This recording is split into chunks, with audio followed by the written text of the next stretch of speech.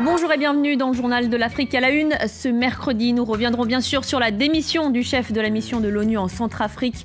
Babacar Gaye a quitté ses fonctions à la tête de la MINUSCA. Cela fait suite aux accusations d'Amnesty International concernant notamment le viol d'une fillette de 12 ans par un casque bleu et la mort d'un adolescent et de son père lors d'une opération à Bangui au début du mois. Au Burundi, après l'agression d'Esdras Nkoumana, RFI et l'AFP s'indignent du silence des autorités burundaises et exigent des sanctions. Et puis en République démocratique du Congo, la libération de Bienvenu Matumo, le militant avait disparu depuis samedi. Nous évoquerons également dans ce journal le système politique congolais avec notre invité Trifon Kienkie Mulumba, ministre congolais chargé des relations avec le Parlement et président de l'association Kabila Désir. L'ONU voulait faire un exemple après de nouvelles accusations de viol sur des enfants en Centrafrique. Le chef de la mission des Nations Unies dans le pays a donc remis sa démission à Ban Ki-moon. Il a été remercié après une série d'accusations d'abus sexuels contre des enfants commis par des casques bleus. Je vous propose d'écouter tout de suite la réaction de Babacar Gaye qui s'est exprimé sur notre antenne. De toute façon, elle restera comme un signal très fort de l'organisation par rapport à ces comportements-là. Mais déjà, avant même cette démission, des mécanismes sont déjà en place au sein des Nations Unies. Ils ont été mis en œuvre ici dans cette mission, où, dois-je le rappeler, on a rapatrié des soldats qui avaient fait un usage excessif de la force. On a mené des enquêtes sur d'autres abus sexuels menés par des casques bleus, en étroite collaboration avec les États membres. Donc il y a des mécanismes en place, il y a malheureusement toujours ces abus. Tout ce que nous avons pu faire, c'est avoir une impunité. C'est-à-dire nous avons réussi, la tolérance zéro pour l'instant, elle s'applique qu'aucun fait ne reste impuni. Mais ce que nous n'arrivons pas encore à faire au sein des Nations Unies, c'est à arrêter, c'est à éradiquer ce mal qui ruine l'image, la crédibilité des Nations Unies. Et c'est pour cela que lorsque le secrétaire général m'a demandé en somme d'exercer cette responsabilité institutionnelle, j'ai considéré que c'était un devoir et je l'ai fait. Il y a actuellement plusieurs enquêtes qui sont en cours par rapport à des abus sexuels qui ont été commis à l'est du pays, à Bangui, à l'ouest du pays. Et il faut savoir que la première action que nous devons faire, c'est demander aux États membres d'envoyer des enquêteurs. C'est cela qui est la règle établie en une étroite collaboration avec les États membres. Et c'est après ces enquêtes, parce qu'il faut quand même les faire avec beaucoup de minutie, pour éviter de faire porter une opprobre sur des gens qui sont simplement accusés mais qui ne sont peut-être pas coupables. C'est après cela que des sanctions sont prises. Mais déjà, il y a eu des rapatriements pour usage excessif de la force dans la mission. Et toujours en Centrafrique, la transition politique sera prolongée jusqu'au 30 décembre. Elle devait prendre fin officiellement lundi prochain, le 17 août. Cette décision devrait permettre aux autorités de transition d'organiser les élections législatives et présidentielles crédibles et transparentes. Et justement, ces scrutins sont prévus le 18 octobre prochain. Candidat à la présidentielle, François Bozizé, l'ancien président déchu, vit en exil en Ouganda. Il a accordé une interview à France 24 au cours de laquelle il explique les raisons de sa candidature. On écoute François Bozizé. J'ai dirigé la République centrafricaine pendant 10 ans. Vous savez dans quelles conditions j'ai quitté mon pays. 2 ans après, c'est le peuple qui me réclame. Je me porte bien, en chair et en os. On vous accuse d'être proche des anti-Balaka. Quelle est votre relation avec eux? C'est un phénomène similaire à ce qu'on appelle ailleurs les balais citoyens, Y'en a marre.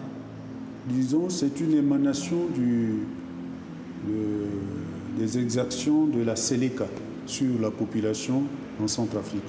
Ce n'est pas un phénomène produit par moi. L'ONU vous interdit de voyager. Comment allez-vous faire campagne depuis l'Ouganda? Le Conseil de sécurité avait pris des sanctions en ce qui me concerne. 2 sanctions. Blocage de comptes bancaires et ne pas voyager. Mais pour ce cas, je rentre chez moi, dans mon pays. Il y a des dispositions Nations Unies qui précise que lorsqu'il s'agit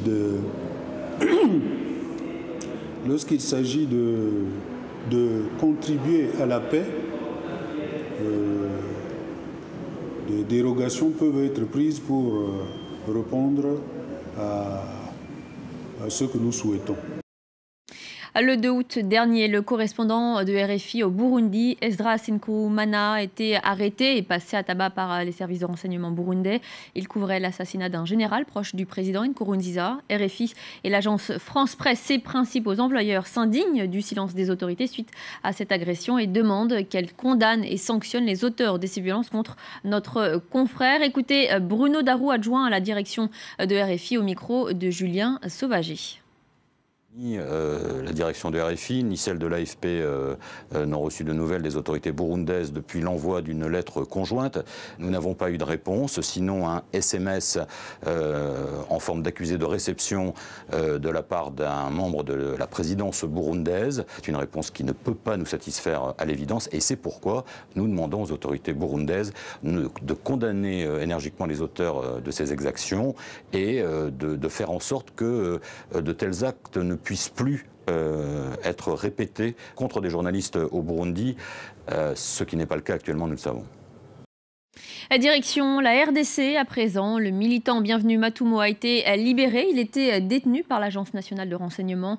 Sa disparition depuis samedi avait provoqué l'inquiétude de l'ONU. Il appartient au mouvement citoyen pour le changement Lucha.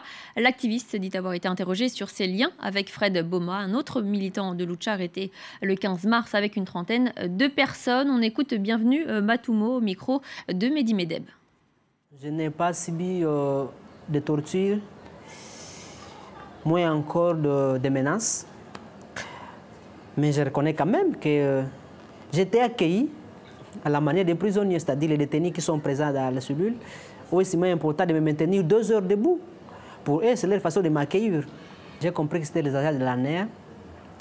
Le motif, je crois qu'ils voulaient avoir de moi quelques renseignements par rapport à mon passage à la lucha, comme je suis assis de la lucha. J'ai eu peur parce que j'étais dans des conditions où je ne pouvais pas me mouvoir. C'est un sentiment de satisfaction d'être libre. Avec nous sur le plateau de France 24, Trifon Kintié Moulumba, bonjour. Bonjour madame. Vous êtes le ministre chargé des relations avec le Parlement. Ma première question, monsieur le ministre, votre réaction sur la libération de ce militant des droits de l'homme et son arrestation également? Écoutez, je ne suis pas de l'ANR. Ce que je peux dire, c'est que voilà, un compatriote qui a été détenu pour raison certainement d'enquête et qui retrouve la liberté, je me réjouis de cela. D'autres restent encore détenus, comme Fred Boma et Yves Makombala.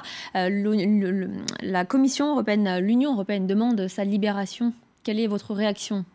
Écoutez, ils sont entre les mains de la justice et je pense que la justice doit être faite. Il faut attendre que la justice dise ce qu'elle doit dire en ce qui concerne ces personnes-là. Vous êtes à la tête de l'association Kabila Désir. Vous êtes un fervent défenseur d'un 3e mandat du président Joseph Kabila.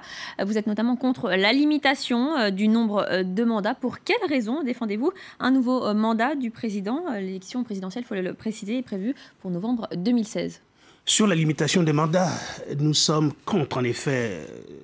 Pour le principe, nous estimons que lorsque les élus, les députés peuvent être élus, réélus indéfiniment, lorsque dans d'autres pays d'Europe, on voit des chefs d'État qui peuvent être élus, réélus, et qu'on impose cela à des systèmes, à des chefs d'État africains, nous estimons que sur le principe, ce n'est pas normal, c'est injuste. Maintenant, ce qui est vrai au niveau des Kabila Désir, nous estimons que le Congo a envie de la paix, le Congo a envie de la stabilité, le Congo a envie de la prospérité et que la paix, les guerres qu'on a connues ne sont pas derrière nous, elles sont devant nous. La paix, la stabilité, la prospérité, bien c'est Kabila qui porte tout cela.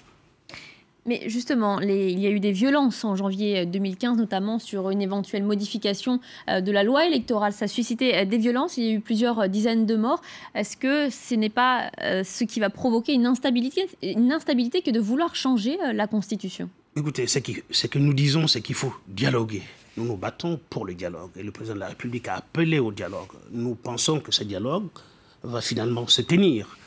Alors, quand vous me dites qu'il y a eu des violences, oui, il y a eu des manifestations dans certaines rues de Kinshasa. On en a vu les images sur vos médias. Je ne pense pas que c'était la réalité de ce qui s'est passé effectivement à Kinshasa. Vous avez été, vous, médias internationaux, le premier à dénoncer une manipulation. Vous êtes à la tête, vous voulez revoir le mode de scrutin, passer d'un mode de scrutin direct à un mode indirect, c'est-à-dire désigné par les membres du Parlement. Pourquoi cela ?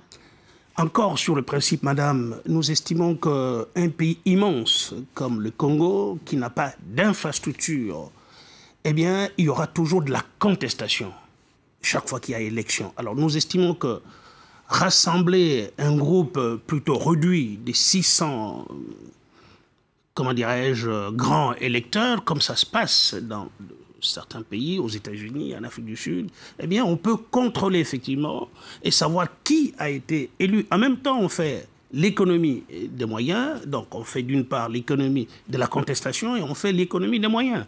Voilà, c'est simplement une question de principe. Je veux dire, le président sud-africain n'est pas moins président qu'un autre qui serait élu au suffrage universel direct. Le président des États-Unis n'est pas moins président qu'un autre. Et pourquoi le président du Congo, qui serait élu par un corps de ses élus, serait moins président? Voilà. Alors, on a vu hier, mardi, l'opposition ne voulait pas de la modification de la loi électorale sur la répartition des sièges pour les élections locales prévues en octobre 2015. Alors, ne pensez-vous pas qu'un changement de constitution va susciter encore plus d'opposition? Madame, écoutez, quand vous me dites que l'opposition ne voulait pas, nous sommes dans une chambre qui compte une centaine d'élus. Lorsque on a 77, comment dirais-je, élus qui sont présents et qui votent un projet de loi, c'est tout à fait valide. On a vu ça dans d'autres pays, ici en France. L'opposition a boycotté cette session. Une partie de l'opposition, il faut bien le dire. Le président Kengo porte l'opposition. Il est là, c'est lui le président de la Chambre haute. Il est là, il a ses élus à lui. Il a le président Kengo aussi des élus au niveau, enfin je vais dire de membres au niveau du gouvernement. Donc c'est une partie de l'opposition. Et quand vous voyez aussi ce qui se passe au sein de l'opposition, on se pose bien des questions quant à savoir qui est opposition, qui n'est pas opposition. Donc voilà, c'est ça le problème. Monsieur le ministre, quelle est la position de Joseph Kabila sur une éventuelle troisième candidature? Il ne s'est jamais prononcé jusqu'à ce jour. Mais je pense que le mois venu, il se prononcera. Mais le problème, c'est de savoir qu'est-ce que le pays, son pays veut. Aujourd'hui, comme je l'ai dit, tout un vent est en train de pousser vers, en train de s'exprimer pour la paix. Il s'était exprimé dans une interview accordée à Jeune Afrique en 2007. Il avait promis qu'il n'irait pas, il ne briguerait pas un troisième mandat. Madame, il peut l'avoir dit. Je n'étais pas à cette interview. Mais je veux dire, le Congo compte plus que Kabila. Si le Congo aujourd'hui exprime l'envie de le voir poursuivre son œuvre, je pense que Kabila ne s'appartient pas. C'est au Congo de dire nous voulons de vous et continuer, poursuivre votre œuvre. Je veux dire, son mot à lui importe peu. Ce qui importe, c'est le pays. Merci monsieur le ministre. Merci Trifon Kinkie Moulumba d'avoir été sur le plateau de France 24. Et c'est la fin du journal de l'Afrique. Restée sur France 24. Paris Direct continue tout de suite. Achrène Verdian.